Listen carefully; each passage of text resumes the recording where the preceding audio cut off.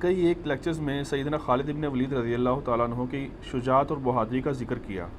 اہل سنت کے خائن کے لیے سیف اللہ کا لقب بھی استعمال کیا جاتا ہے، جبکہ بعض غالی رافضی خالد ابن ولید کو سیف اللہ نہیں مانتے۔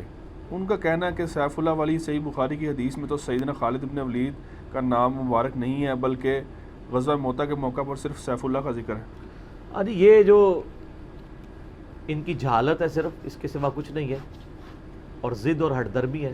اور اس کی وجہ بھی یہ ہے کہ جب شیعہ کے ہاں یہ کہانی کروا دی گئی کہ معاذ اللہ استغفر اللہ، خالد ابن ولید نے نعوذ باللہ سیدنا علی بن ابی طالب کو زنجیروں میں جکڑ کے حضرت بکر کے سامنے لا کے زبردستی بیعت کروائی، یہ کہانی بنا دی انہوں نے، تو اس کی وجہ سے پھر حضرت خالد ابن ولید کے بارے میں ان کے دل میں بغض آ گیا۔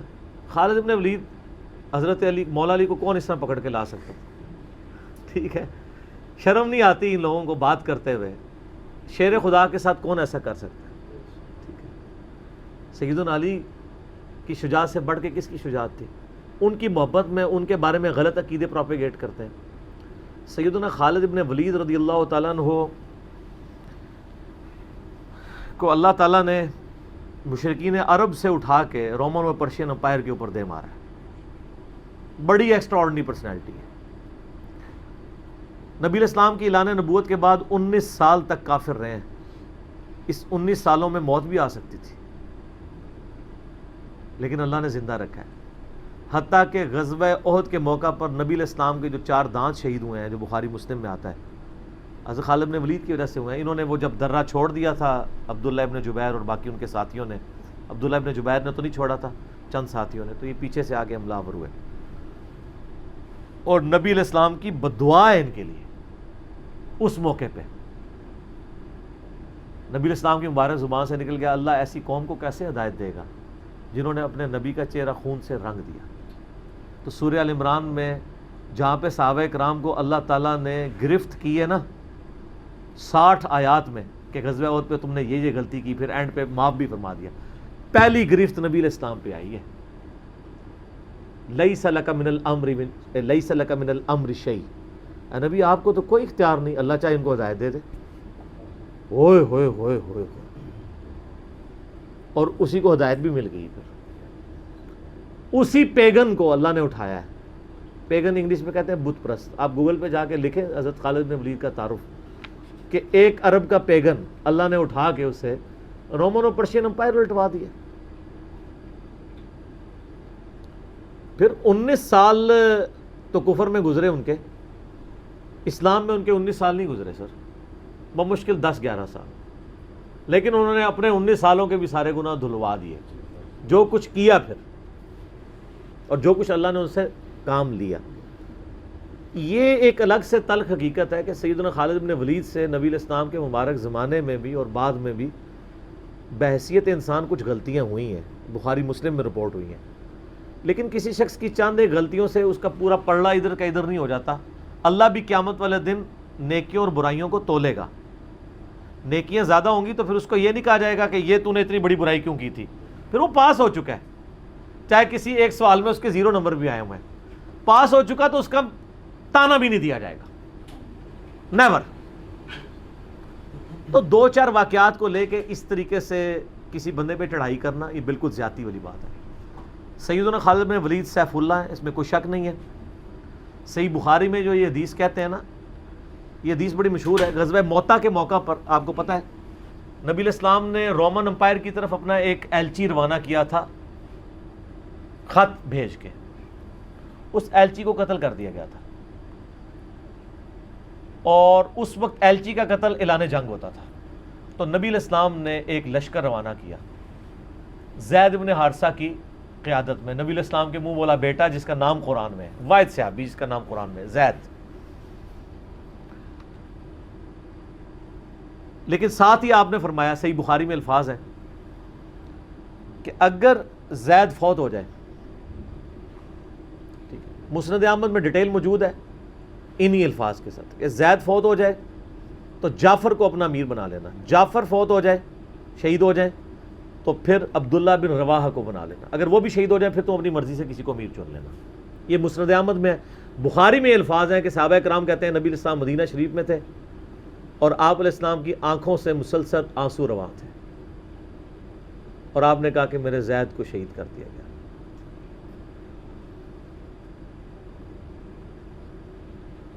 اب مسلمانوں کا پرچم جعفر نے تھام لیا۔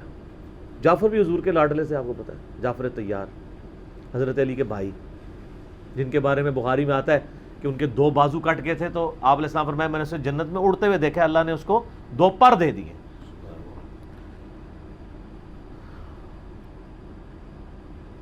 نجاشی کے دربار میں انہوں نے ہی، آپ کو پتہ ہے، سورہ مریم پڑھی تھی۔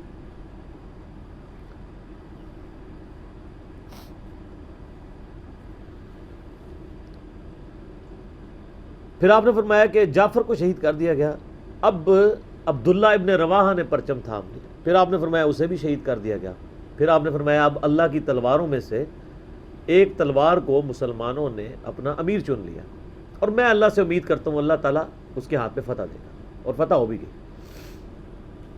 یہ بخاری کی جو حدیث ہے نا، اس کے اوپر امام بخاری نے باب باندھا ہے مناقب خالد ابن ولید۔ حالانکہ اس میں خالد ابن ولید کا نام نہیں تھا، لیکن اس حدیث کے اوپر باب کیا باندھا؟ خالد ابن ولید، کیونکہ وہ سیف اللہ وہ تھے، سیوف من سیوف اللہ، اللہ کی تلواروں میں سے ایک تلوار کے ہاتھ میں جھنڈا آ گیا، اللہ تعالیٰ فتح دے دے گا، فتح ہو گئی۔ اس کے 3-4 طریقے بخاری میں، باقی طریق کے اندر نا خالد ابن ولید کا نام بھی موجود ہے، کہ خالد ابن ولید کے ہاتھ میں اب پرچم آ گیا، اللہ نے فتح دے دی۔ اچھا، اور وہ فتح یہ ہوئی کہ بہت بڑا لشکر سامنے سے آ گیا تھا، حضرت خالد بن ولید اپنے لشکر کو بچا کے واپس لے آئے۔ ایک غزوہ موتا تھا، اور صحیح بخاری میں آتا ہے کہ 9 تلواریں حضرت خالد کے ہاتھ میں ٹوٹی تھیں اس دن، 9 تلواریں اس جنگ کے اندر۔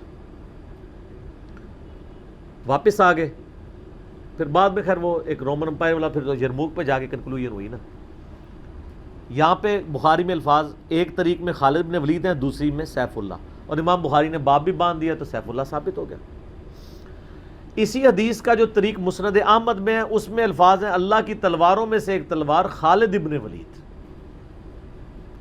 جامعہ ترمذی میں ایک حدیث صحیح سند کے ساتھ ہے کہ نبی علیہ السلام کے سامنے سے حضرت خالد ابن ولید گزرے تو آپ نے فرمایا کہ خالد بن ولید کتنا نیک بندہ ہے اللہ کا، اللہ کی تلواروں میں سے ایک تلوار ہے۔ آپ دیکھیں جس شخص کے لیے نبی علیہ السلام کی مبارک زبان سے بددعا نکلی، اسی مبارک زبان سے ان کو اللہ کی تلوار کا قرار دے دیا گیا۔ ذالک فضل اللہ یؤتی من یشاء، یہ اللہ کی بے نیازی ہیں۔ آپ تو کسی ایسے شخص کو معاف بھی نہ کرتے جس کی وجہ سے نبی کے 4 دانت شہید ہوئے ہیں، اللہ دیکھیں کیسے کیسے مجرمین کو معاف کر کے کس ایپیکس پہ فائز کر دیتا ہے، بندے نہیں معاف کرتے۔ اس طریقے سے صحیح بخاری میں حدیث ہے، حضرت عبداللہ ابن عباس کہتے ہیں کہ مجھ سے سیف اللہ خالد ابن ولید نے خود یہ حدیث بیان کی، تو بخاری میں خود سیف اللہ لقب عبداللہ ابن عباس نے، کہ ایک دن حضرت خالد ابن ولید نبی علیہ السلام کی بیوی سیدہ میمونہ جو کہ میری خالہ بھی ہیں حضرت عبداللہ ابن عباس کی، ان کے ہاں نبی علیہ السلام کے پاس بیٹھے ہوئے تھے، تو انہوں نے بھنی ہوئی دب لا کے رکھی، عربی میں دب کہتے ہیں، دال با دب، اردو میں ہم اسے وہ گو، ویسے گو کا لفظ اپروپریٹ نہیں ہے، سانڈا لفظ ہے اصل میں، چھپکلی سے تھوڑی سی بڑی ہوتی ہے، حلال ہے کیونکہ یہ سبزی خور ہے، ہاں یہ سبزی خور ہے، عربی بڑے شوق سے کھاتے ہیں یہ گو، دب کہتے ہیں۔ آپ یوٹیوب پہ بھی دب لکھیں نا تو وہ پوری عربیوں کی ویڈیوز کھل جائیں گی۔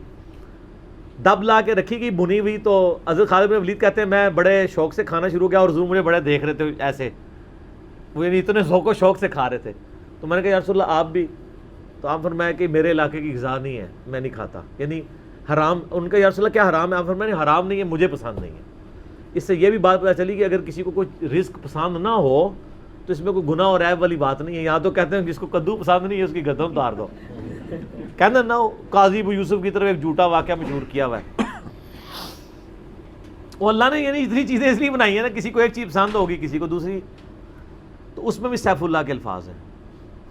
اس کے علاوہ صحیح مسلم میں ایک حدیث ہے، آپ کو پتا ہے ذوالخویسرہ التمیمی نجدی خبیث جس نے کہا تھا اے محمد اللہ سے ڈر اور انصاف کر، بخاری مسلم دونوں میں آتا ہے، تو آپ فرمایا اگر میں انصاف کرنے والا نہیں تو کون ہے؟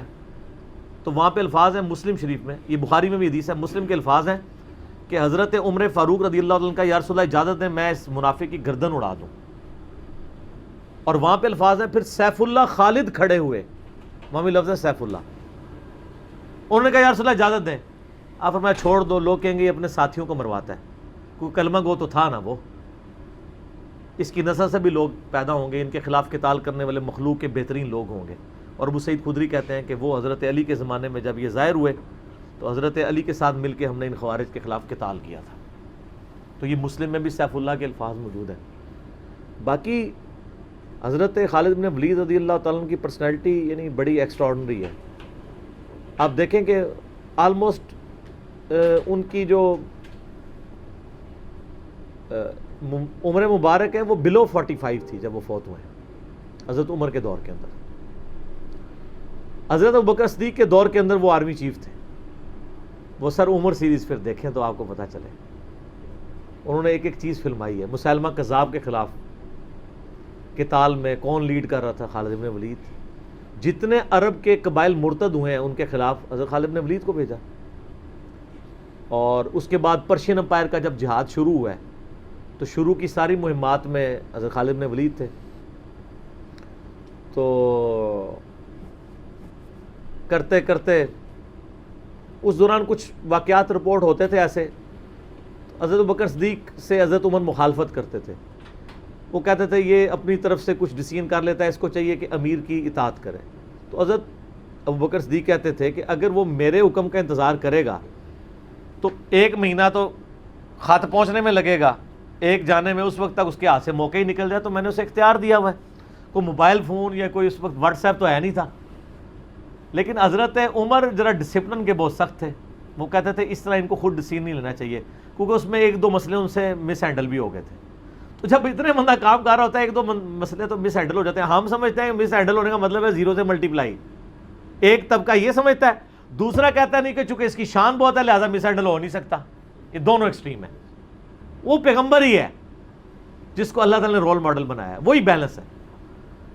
تو پھر جنگ یرموک کا موقع جب آیا، رومن امپائر کے خلاف فیصلہ کن جنگ تھی جو، تو عین میدان جنگ میں حضرت بکر صدیق فوت ہو گئے. حضرت عمر نے پہلا ڈیسیژن یہ کیا کہ خالد بن ولید کو آرمی چیف کے عہدے سے معزول. ہائے ہائے ہائے سر، بالکل آپ آخری اوور چل رہے ہوں اور آپ کا جو پلیئر سینچری پہ سینچری مار رہا ہو، آپ اس کو کہیں اس کو واپس آ جاؤ اور ایک نیا پلیئر بھیج دیں. جو کریز پہ سیٹ تھا اس کو آپ واپس بلا لیں. یہ وہ شخص کر سکتا ہے جس کا خدا پہ یقین ہو. تو اور آپ کو پتہ ہے حضرت عمر کے رشتہ دار تھے قریبی، انہی کے قبیلے سے تھے حضرت خالد بن ولید. حضرت خالد بن ولید کو پتہ تھا کہ یہ اگر عمر خلیفہ بنے گا نا تو پھر میرا معاملہ پہلے ہوگا. اور وہی ہوا. ابو عبیدہ ابن جراح کو بنا کے بھیج دیا. لوگوں میں بڑی چیمہ گوئیاں شروع ہوئی کہ لو جی سب سے بڑی آرمی کے خلاف جنگ ہو رہی ہے، سب سے بڑی سپر پاور، اور عین میدان جنگ میں یہ ڈیسیژن کر دیا ہے، اگر مسلمان ہار گئے پھر کیا ہوگا، یہ وہ اللہ نے فتح دے دی. فتح ہوئی تو اب جب لوگ آ کے مبارک باتیں پیش کر رہے ہیں، پھر حضرت عمر نے آ کے مسجد نبی میں خطبہ دیا. انہوں نے کہا خدا کے لیے میں تم سے یہی تو چیز ختم کرنا چاہتا تھا کہ یہ فتوحات خالد کی وجہ سے نہیں ہو رہی، رب خالد کی وجہ سے ہو رہی ہیں. کل کو خالد نہیں رہے گا تو تم کیا سمجھو گے کہ اسلام ختم ہو جائے گا؟ اسلام نے تو آگے چلنا ہے. ٹھیک ہے. پھر انہوں نے کہا میری دوسری حکمت یہ تھی کہ مجھے پتہ ہے کہ اب یہ رومن امپائر مسلمانوں کے پاس آ جائے گی، بیت المقدس بھی فتح ہو گیا پھر بعد میں. تو خالد بن ولید جو ہے یہ جنگ کی فیلڈ کا ماسٹر ہے. اور جب کوئی علاقہ فتح ہو جاتا ہے پھر کسی جنگجو کی وہاں گورنر لگانے کی ضرورت نہیں ہوتی، بلکہ کسی ایسے شخص کو گورنر لگانے کی ضرورت ہوتی ہے جو ہیومن انسٹنکٹ سے واقف ہو، جس کو ہیومن مینجمنٹ آتی ہو. تو خالد تو ہمیشہ تلوار کے ساتھ ہی کھیلا ہے، اس کو ہیومن مینجمنٹ نہیں آتی. تو میں نے اس شخص کا انتخاب کیا ہے جس کو سب سے زیادہ رسول اللہ صلی اللہ علیہ وسلم کی صحبت کا شرف حاصل ہے. اور بخاری مسلم میں حدیث ہے کہ نبی علیہ السلام نے فرمایا کہ ہر نبی کے ساتھ ایک امین ہوتا ہے، اور میرا امین جو ہے وہ ابو عبیدہ ابن جراح ہے. ان کو پھر یعنی یرموک میں حضرت عمر نے یعنی آرمی چیف لگایا اور فتح ہوئی. اس کے بعد بیت المقدس بھی فتح ہو گیا، کیونکہ ابو عبیدہ جو ہے وہ شروع کے مسلمانوں میں سے ہیں، مکی دور کے. اب بعد میں لوگوں کو اسلام سکھانا تھا تو ایسے بندے کی ضرورت تھی نا. تو پھر حضرت عمر آپ کو پتہ ہے نا دورے پہ بھی گئے تھے بیت المقدس کی چابیاں لینے کے لیے.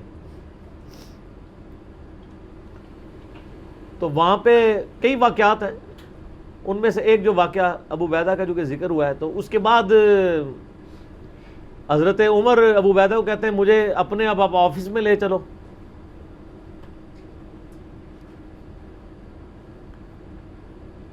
دنیا کی سب سے بڑی سپر پاور فتح کی ہو جس بندے نے، آپ سمجھیں کہ ایک بندے نے امریکہ فتح کیا ہے، کسی جرنل نے، واشنگٹن ڈی سی میں اس کا آفس تو ہونا چاہیے نا.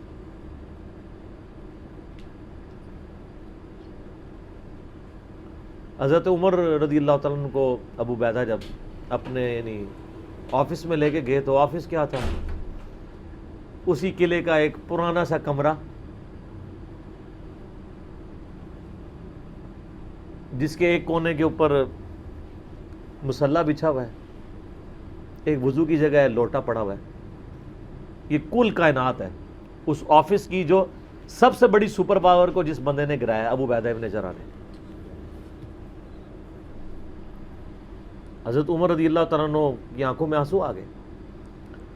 انہوں نے فرمایا کہ دنیا نے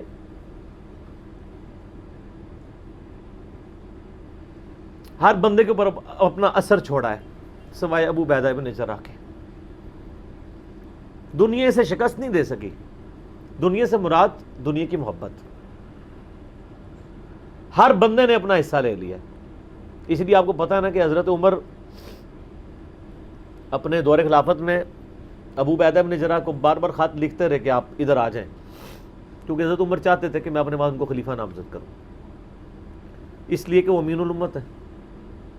لیکن وہ پھر حضرت عمر کے دور میں طاعون کے مرض میں وبا جو پھیلی تھی شام میں، اس میں وہ پھر شہید ہو گئے تھے، اور وہی ان کا پھر وہ قبر بن گئی. سر میرا سوال ہے کہ طاعون کا مرض آپ کو پتہ ہے کہ کیا تھا؟ جسم پہ پورے پھوڑے نکلتے تھے کینسر کے. تو کیا حضرت ابو عبیدہ ابن جراح ناکام گئے ہیں دنیا سے؟ کہتا ہے جی کوئی بندہ مرا تھا، بڑا نورانی چہرہ تھا، یہ تھا وہ تھا. ہر بندے نے اپنے بنائے ہوئے ہیں. ایک بندہ پھوڑوں کی تکلیف سے مرا ہے، بخاری مسلم کی حدیث ہے، جو طاعون کے مرض میں مرا وہ شہید ہے. تو وہ مرے تو بستر مرگ پہ ہیں لیکن شہید ہیں. اور دوسری طرف خالد بن ولید آپ دیکھ لیں، سینکڑوں جنگوں میں حصہ لیا انہوں نے، کسی ایک جنگ میں شکست نہیں کھائی، حتیٰ کہ جو کافروں کی طرف سے بھی غزوہ احد لڑی ہے اس میں بھی ان کو شکست نہیں ہوئی. جسم پہ حضرت خالد بن ولید کہا کرتے تھے میرے جسم کا کوئی حصہ نہیں جس پہ برچھی یا نیزے یا تلوار کا نشان نہ ہو. ظاہر ہے اتنی جنگوں میں زخم لگ جاتے ہیں، لیکن میں بھی آج ایک بوڑھے اونٹ کی طرح بستر مرگ پہ مر رہا ہوں. میں نے سینکڑوں جنگوں میں اپنی موت کو تلاش کیا لیکن موت نہیں آئی. اس کا مطلب ہے موت جو ہے وہ اس پہ ڈیپینڈنٹ نہیں ہے کہ آپ میدان جنگ میں گئے ہوئے ہیں. ان کو موت میدان جنگ میں اس لیے نہیں آنی تھی کہ وہ اللہ کی تلوار تھے، اللہ کی تلوار تو نہیں ٹوٹ سکتی تھی. تو ان کا آج میں بھی بوڑھے اونٹ کی طرح بستر مرگ پہ مر رہا ہوں. صرف میں تمہیں یہ بتانا چاہ رہا ہوں کہ موت کا میدان جنگ سے کوئی تعلق نہیں. ویسے تو مسلم شریف میں حدیث ہے جو شخص شہادت کی تمنا کے ساتھ اپنے بسترے پہ بھی مرا اللہ تعالیٰ اسے شہید ہونے کا ثواب دے دے گا. ہمیں نیت کرنی چاہیے. یہ حضرت خالد بن ولید کے شعر ہیں کہ میں بھی اگر موت میدان جنگ میں آتی تو مجھے آتی جس نے سینکڑوں مار کے لڑے ہیں، اور سر پیچھے بیٹھ کے نہیں آج کل کے جرنیلوں کی طرح، فرنٹ سے لیڈ کر کے. تو یہ ان کے اشعار آج بھی ان کا جو قبر یا مزار بنا ہے اس کے ساتھ ایڈجسنٹ مسجد کی دیوار کے اوپر یہ شعر لکھے ہوئے ہیں. آپ یوٹیوب پہ جا کے دیکھیں تو آپ کو مل جائیں گے. فرنٹ سے لیڈ کر کے پوری زندگی لڑے ہیں. باقی ان سے جو کچھ واقعات مس ہینڈل ہوئے ہیں اس سے آپ ان کی یہ نہیں کہہ سکتے کہ زندگی زیرو سے ملٹیپلائی کر گئی، کیونکہ جو بندہ موت کو گلے لگانے کے لیے ہر وقت تیار ہو، اس کے بارے میں یہ کہنا کہ وہ کسی عورت کے معاملے میں مطلب وہ اس سے محبت کے چکر میں اس نے اس کے یعنی خاوند کو مروا دیا، جو ایک واقعہ ملتا ہے تو ایسا نہیں تھا، کیونکہ حضرت عبداللہ بن عمر اور عمار بن یاسر آپ کو پتہ ہے یہ رپورٹر تھے حضرت ابو بکر کے. غزوہ جب وہ جنگ یمامہ کے بعد واپس آئے نا، تو انہوں نے آگے رپورٹنگ کی، انہوں نے پوچھا ہاں بتاؤ اتنے مار کے لڑے کیا ہوا کیا ہوا. تو عمار بن یاسر نے کہا کہ اللہ کی قسم آپ جنگ یمامہ تو جیتی ہے خالد بن ولید کی وجہ سے، پہلے تو پسپائی ہو گئی تھی، 700 وفات شہید ہو گئے تھے، حضرت خالد بن ولید اکیلے آگے چلے گئے تھے جسے روپ پڑا تھا. تو انہوں نے کہا کہ اے امیر المومنین، خالد ہم میں سے اگر کوئی شہید ہوتا سب سے پہلے خالد ہوتا. یہ ہر جنگ میں سب سے پہلے آگے جا کے لڑتے تھے، اور اگر کوئی سب سے پہلے دشمنوں کے تیروں اور نیزوں کا شکار ہوتا تو خالد بن ولید ہوتا.